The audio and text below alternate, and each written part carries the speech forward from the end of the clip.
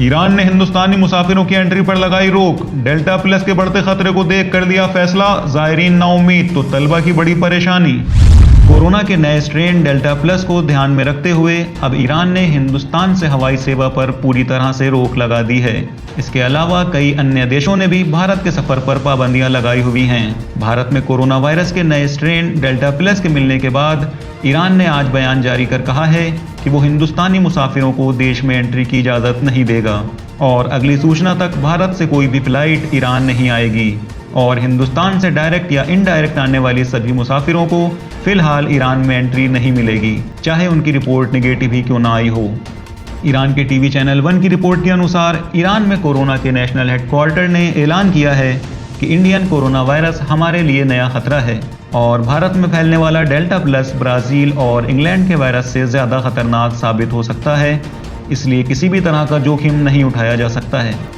गौरतलब है ज़्यादातर मुल्कों के मुसाफिरों को PCR टेस्ट नेगेटिव आने पर ईरान में एंट्री की इजाज़त है। हालांकि ईरान में एंट्री के बाद उन्हें दोबारा टेस्ट कराना होता है।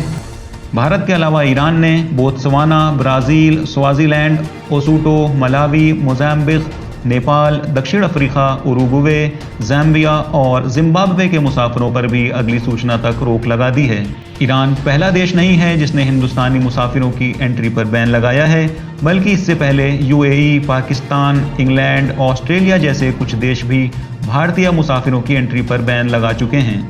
इस खबर ने जहां इमाम रज़ा और हज़रत मासूमा की ज़ियारत के मुश्ताक़ ज़ायरीन को एक बार फिर मायूस कर दिया है, जो उम्मीद कर रहे थे कि जल्द ही ज़ियारत पर जाने का रास्ता खुल जाएगा, तो वहीं ख़ुम और मशहद में पढ़ने वाले तलबा को भी परेशानी में डाल दिया है।